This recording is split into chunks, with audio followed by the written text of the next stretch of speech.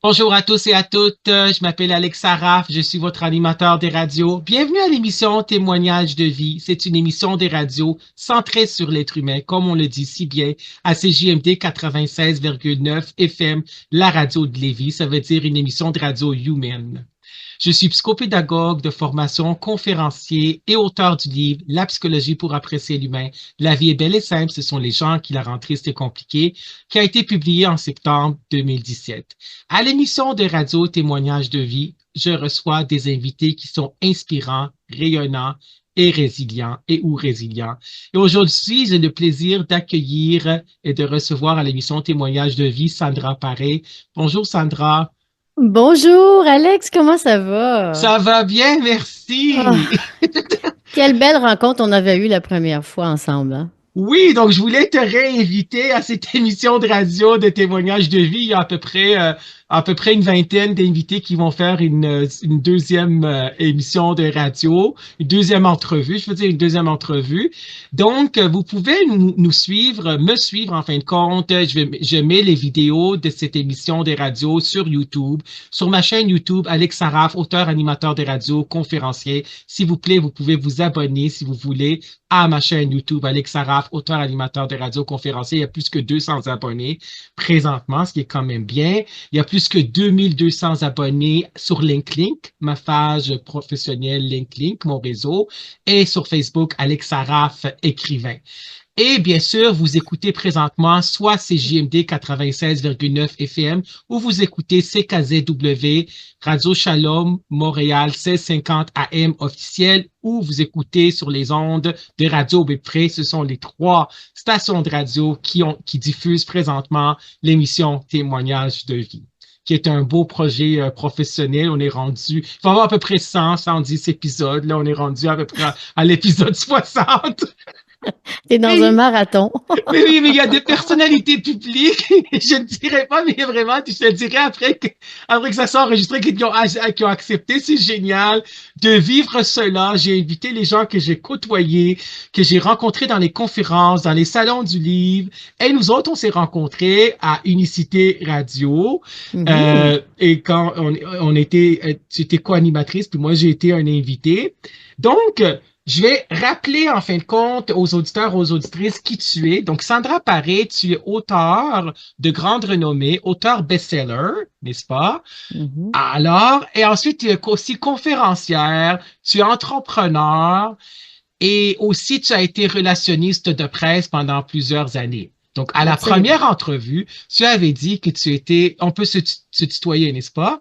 Ok, Absolument. c'est parfait. Donc, à la première entrevue, tu avais dit que tu étais relationniste de presse pour Rock Voisine puis Martine Sainte-Claire, n'est-ce pas? Mhm. Oui, absolument. Est-ce que tu as aimé être relationniste de presse? Comment tu as trouvé ça? Écoute, là, t'en nommes 2 sur 300, Oui, là. sur 300. C'est ça ce que j'ai retenu. 300, wow, c'est génial. C'est sûr, parce que les relationnistes de presse, nous, Oui, on travaille à contrat, à projet. Alors, bon, quelqu'un dit, OK, moi, je fais un lancement, peux-tu travailler avec moi? Ah, moi, je fais un lancement de livre, peux-tu travailler avec moi? Mais aussi les festivals, festival d'été, festival de oui. jazz. Alors, on a toujours des nouveaux clients. Moi, je pouvais signer 4 clients par mois facilement, puis Wow. j'ai fait ça pendant 25 ans. Alors, Wow. C'est puis génial. alors, la liste est longue de gens avec qui j'ai travaillé. Il y en a que j'ai gardé plus longtemps. Comme Renée Martel, ça a été celle avec qui j'ai travaillé le plus longtemps. Mais j'en ai eu d'autres, tu sais, que c'était 2, 3 contrats. Puis après ça, c'était fini. Puis on passe à autre chose, mais on est encore amis. Je les vois encore. Je me fais encore inviter chez eux dans leur spectacle et tout. Alors, j'ai gardé un très bon contact avec les gens.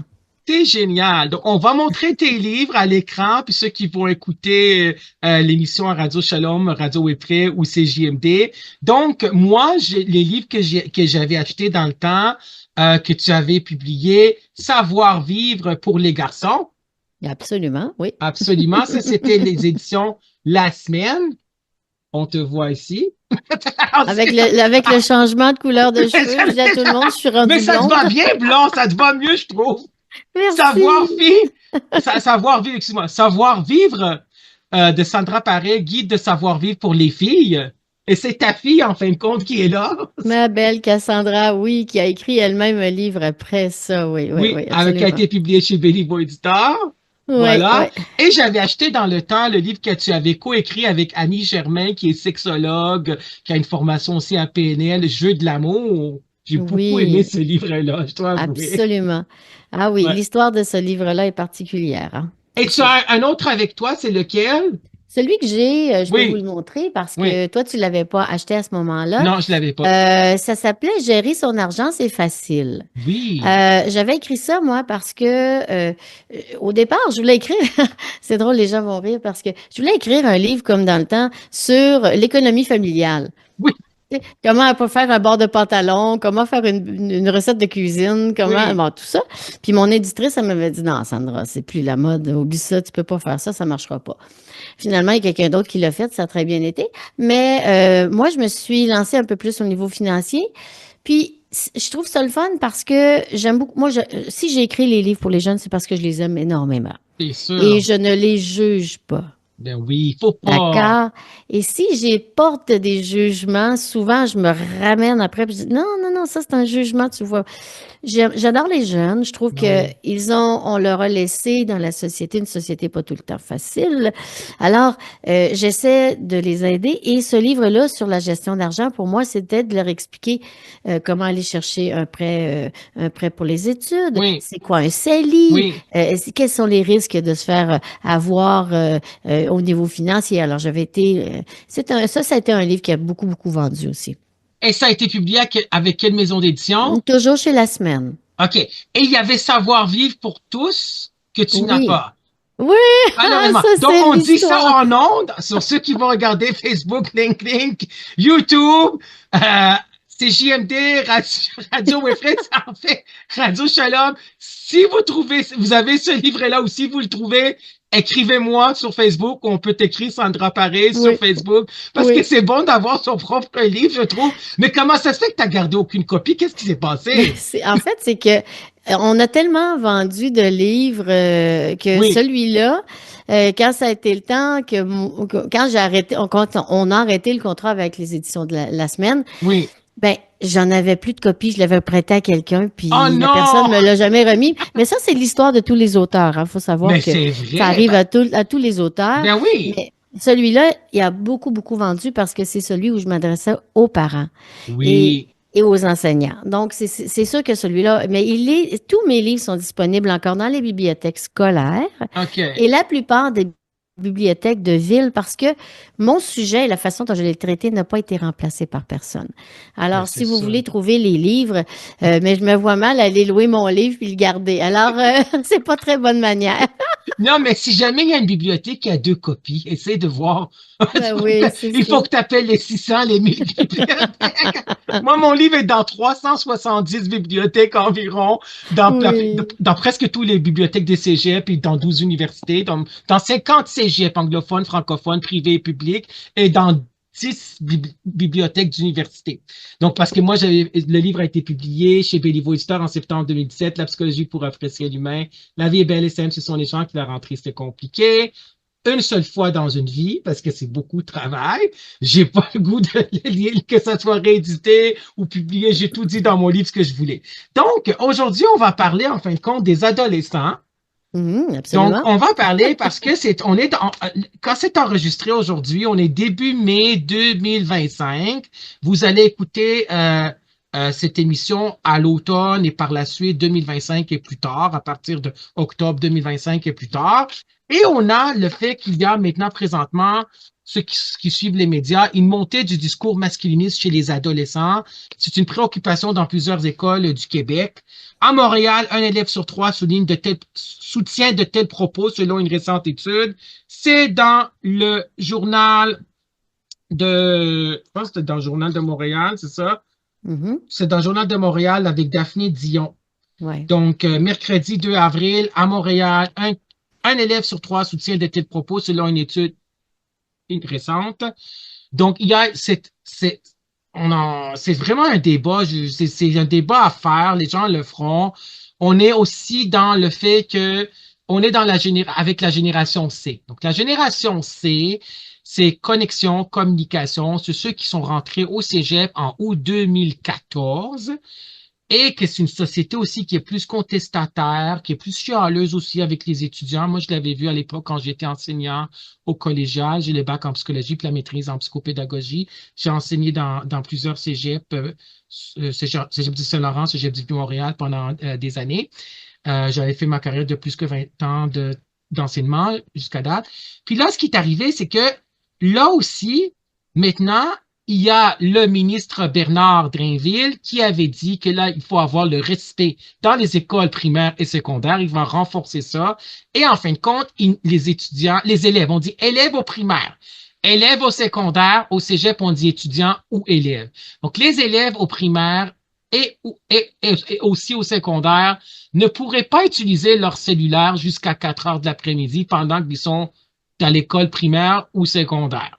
Là, il prévoit une grève le 9 mai 2025. Mon écran, mes droits. Mon écran, mes droits. Mon écran, mes droits. Et aussi le vouvoiement. Donc, il faut qu'ils appellent monsieur, madame et vous et non pas tu avec le tutoiement. C'est quoi ton opinion, Sandra Paré, par rapport à tout cela? Écoutez, on va commencer par le vouvoiement puis le cellulaire. Ensuite, on va parler le discours masculiniste. Oui, c'est ça. Alors, on est parti là-dedans. Ce qui arrive, c'est que le vouvoiement a été mis de côté dans les années où les enseignants voulaient se rapprocher des jeunes. Oui. Alors, en les nommant par le tu, c'était plus facile pour eux d'atteindre la psychique de l'enfant. OK? Donc, j'ai moi-même, quand je faisais des conférences, pas réprimandé, mais remis en question le fait qu'une enseignante parlait à son groupe et disait « Tu sors ton cahier bleu ». Mais elle s'adressait pas à un enfant. Donc, elle partait à son groupe. Et là, je l'ai pas interrompu. Je l'ai laissé faire ce qu'elle avait à faire et tout. Mais par contre, après le cours, j'ai dit « Comment vous faites pour enseigner le français? » Ça s'adresse pas à un groupe. Toi. Alors, c'est à une personne à une personne. Sûr. Alors, là, je pense qu'on revient avec, on a délaissé beaucoup la langue française, on a oublié toutes ses particularités. Si on parle, exemple, à une clientèle plus anglophone, le tu, le vous, c'est la même chose. Il n'y en a pas de différence. On comprend. Alors, le tu, lui, il servait à se rapprocher, mais en même temps, se rapprocher, mais pourquoi? Parce que quand on est enseignant, le but n'est pas de se rapprocher des jeunes. Ça, c'est pas une bonne idée. C'est de toujours garder une figure d'autorité et une figure de respect. Moi, j'ai toujours dit que le vous, ça adoucit les rapports entre les gens. Et j'ai beaucoup de gens à qui je les nomme par leur prénom. C'est pas Monsieur Lemay, mais je veux dire, Laurent, pouvez-vous me donner? Oui. OK? On n'est pas obligé de dire monsieur, madame, un tel pour la vouvoyer. Mais Bernard Drinville, il veut que ça soit monsieur, madame. Ça, je comprends. Oui. Dans les bonnes manières, je comprends ce qu'il veut faire. Okay? Oui. Mais dans ce qu'il veut faire et au moment où notre entrevue sera diffusée, il y aura probablement quelques petites guerres qui se seront jouées. Oui, parce que là, il va y avoir une grève là, le 9 mai. Mais c'est rendu après. Penses-tu? Mais c'est les écoles secondaires seront en grève, pas les écoles primaires, là. C'est pas des enfants de 10 ans qui vont aller manifester. Non, j'espère que non. De toute façon, si je peux juste ajouter un truc très drôle, parce que j'ai une de mes amies, moi, que sa fille, elle lui a dit, écoute, je vais aller manifester le 9 mai. Puis sa mère, elle lui a dit, écoute, si tu vas manifester le 9 mai, c'est pas juste à l'école que tu n'auras pas de cellulaire, tu n'en auras pas du tout. Alors, voilà où on est rendu. Et malheureusement, Alex, là, si je regarde la plupart des adultes de mon âge, ils se promènent tous avec leur cellulaire. À la salle à dîner, ils ont leur cellulaire. Dans les milieux de travail, ils ne se parlent plus. Et je pense que on part par les enfants, mais je pense que ça va être je pense que ça devrait exister aussi pour les